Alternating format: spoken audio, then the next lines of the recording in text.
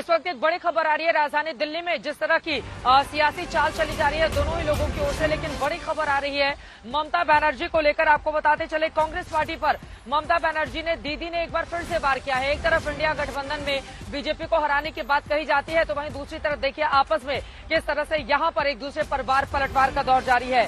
ममता बनर्जी ने कहा है पता नहीं कांग्रेस 300 में से 40 सीट भी जीतेगी कि नहीं, ये बड़ी खबर है। ममता बनर्जी ने कहा है पता नहीं कांग्रेस 300 में से 40 सीट भी जीतेगी या नहीं।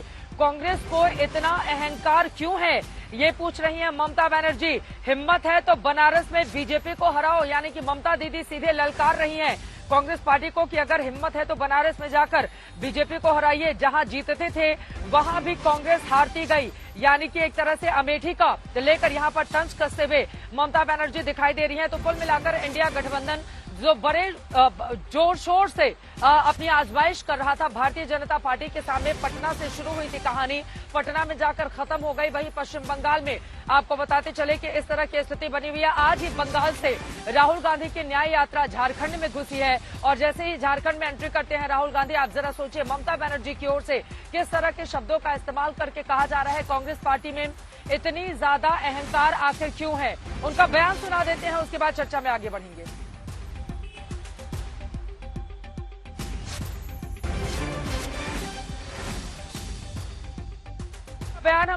उनका बयान हम सुनाएंगे, लेकिन पंकज शर्मा जी, ये जो बयान ममता बनर्जी की ओर से दिया गया है अभी अभी कि कांग्रेस में इतना अहंकार क्यों है, 300 में से पता नहीं 40 सीटें जीतेगी भी नहीं जीतेगी, और अगर इतनी ज्यादा हिम्मत है तो बनारस में जाइए, हरा के दिखाइए बीजेपी को, यानी कि सीधे वो नरेंद्र मोदी के सामने कांग्रेस को चुनौती दे रही है कि अपना उम्मीदवार खड़ा कीजिए और वहां पर ललकारिए।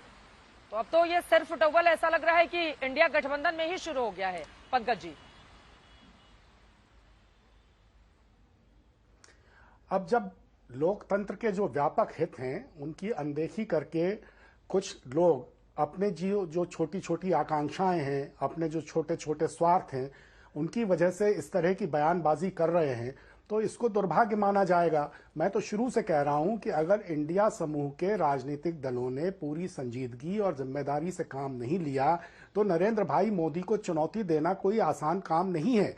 अब नीतीश कुमार जी वो विचलित हो गए, उसके बाद अब ममता बनर्जी विचलित हो रही हैं। अगर ये स्थिति है तो सचमुच ये इंडिया समूह के बाकी सभी राजनीतिक दलों के लिए और खासकर कांग्रेस के लिए, क्योंकि वो सबसे बड़ा राजनीतिक दल है, बहुत गंभीरता से पूरे मसले पर विचार करने का ये वक्त है, और विचार करके कोई न कोई फैसला जल्दी से जल्दी लेना चाहिए। बासुरी स्वराज जी, आपके पास आते हुए, यानी कि बीजेपी के लिए राह अब क्या आसान होती जा रही है। पहले इंडिया गठबंधन जिस तरह की चुनौती देने की कोशिश में लगा हुआ था, अब अगर आपस में इस तरह की खींचतान हो जाएगी तो फिर भारतीय जनता पार्टी क्या राहत की सांस ले रही है इससे? चित्रा जी, हमें राहत की सांस इसलिए लेने की जरूरत नहीं है क्योंकि हम चिंतित या व्यथित कभी थे ही नहीं। देखिए, इंडिया अलायंस जो है ये स्वार्थ पे टिका हुआ एक गठबंधन है जिसमें किसी भी ना वैचारिक समानता है, ना आइडियोलॉजी की समानता है, ना मुद्दों की समानता है, और इसीलिए ये जर्जर कर कर बिखर रहा है। और आप ये देखेंगे आज से नहीं, जिस दिन से इस घोषणा हुई थी ये तो ये भी नहीं डिसाइड कर पाए थे कि इनका प्रधानमंत्री पद का उम्मीदवार कौन है। आप ये देखिए, राहुल गांधी जी एक यात्रा निकालते हैं पश्चिम बंगाल से, और मुख्यमंत्री वहां पर कहती हैं आदरणीय ममता बनर्जी जी कि उनको कांग्रेस ने इत्तला तक नहीं करी थी इस यात्रा के बारे में। उन्होंने ये कहा था कि वो गठबंधन नहीं करेंगी कांग्रेस के साथ। क्यों? क्योंकि डिस्कर्टसी करी थी। तो मैं वही पूछना चाहती हूं कि इसमें नई बात क्या है, ये तो जर्जर कर कर वैसे ही बिखरेंगे। और आज जो उन्होंने ललकारा है, चलिए मैं भी इस बात से उनसे सहमत हूं कि 300 सीटों में से शायद 40 भी कांग्रेस पार्टी नहीं जीत पाएंगी। अब इस पर जवाब दे दीजिए। अब आम आदमी पार्टी का भी तो यही हाल है ना। आम आदमी पार्टी भी पंजाब में लगातार विनय मिश्रा जी आंखें दिखा रही है कांग्रेस पार्टी को, और फिर उसी कांग्रेस के साथ आकर तमाम मुद्दों पर बीजेपी को घेरने की कोशिश करती है। जनता को कितना भ्रमित करके रख दिया है आप लोगों ने। साथ हैं भी, साथ दिखना भी नहीं चाहते हैं, साथ में लड़ने की बात भी कही जाती है, लेकिन अकेले लड़ने का ऐलान कर दिया जाता है। अब नीतीश कुमार अलग हो गए, ममता बनर्जी ललकार ही चुकी हैं। अब क्या होगा आम आदमी पार्टी और कांग्रेस का भविष्य एक साथ? देखिए, जनता को भ्रमित करने का काम भारतीय जनता पार्टी का है। बांसुरी जी विपक्ष के दमन की बात कर रही थी, तो मैं उनको झारखंड याद दिलाना चाहता हूं, बिहार याद दिलाना चाहता हूं, चंडीगढ़ याद दिलाना चाहता हूं, गोवा याद दिलाना चाहता हूं, मध्य प्रदेश याद दिलाना चाहता हूं। तमाम ऐसे प्रदेश है जहां पे आप चुनाव नहीं जीत पाए, तो आपने वहां की सरकारों का दमन करके कैसे वहां के विधायक खरीद के ईडी के डर से आपने जो है वहां सरकारें बनाई। तो विपक्ष का दमन साफ साफ दिख रहा है। और जहां तक इंडी अलायंस की बात है, तो एक बात मैं आपसे साफ साफ कहना चाहता हूं, आज इंडी अलायंस को डर नहीं होता तो ये ईडी का इतना बेजा इस्तेमाल नहीं करते, सीबीआई का इतना बेजा इस्तेमाल नहीं करते। जितनी संस्थाएं हैं वे विपक्ष के पीछे नहीं लगा के रखते। आज इनको डर नहीं होता तो ये खुल के शेर की तरह चुनाव लड़ते। लेकिन ये क्या मतलब है, आप चुनाव लड़ना भी चाहते हैं और ईडी आपकी एक हाथ बन जाती है। जिस प्रदेश में चुनाव होता है, आपसे पहले, आपके नेताओं से पहले आपकी जो है star spokes person, star body आपकी ईडी वहां पहुंच जाती है। आप राजस्थान में देखें, छत्तीसगढ़ में देखें, मध्य प्रदेश में देखें, जैसे चुनाव वहां अनाउंस हुआ आपकी ईडी आपसे पहले वहां पहुंच गई। तो ये भ्रमित करने का काम बीजेपी कर रही है। आशान्वित अगर ये होते तो इतनी ईडी की भी जरूरत नहीं पड़ती। आज इनके मन में डर है, जिस वजह से आज ये इंडिया अलायंस के पीछे अपनी ईडी को उन्होंने लगा रखा है।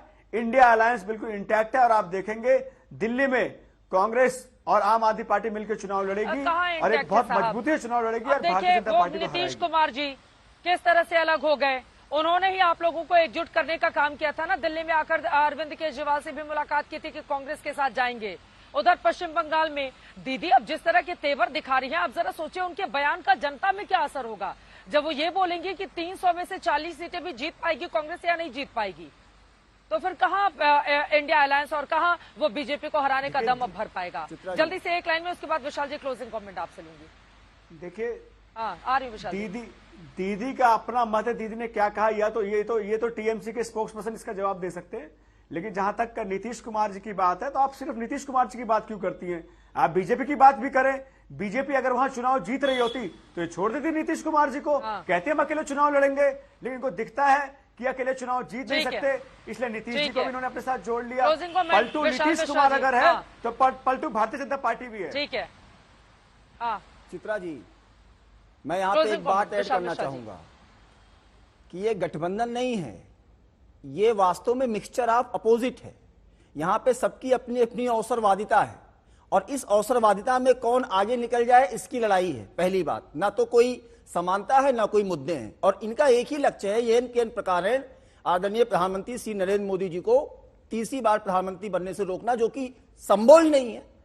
उस पर तो चर्चा ही करना बेकार है। लेकिन एक बात मैं कहना चाहूंगा, अभी आप ने चर्चा किया डिबेट के दौरान कि वो माननीय राहुल गांधी जी ने अपनी यात्रा शुरू की तो पश्चिम बंगाल से कहा गया कि जो है हमको सूचना नहीं थी। मैं पूछना चाहता हूं कि वो भारत जोड़ो यात्रा भी तो चली थी और आज कल ही उनके एक सांसद का क्या बयान आया है, आप बताइए।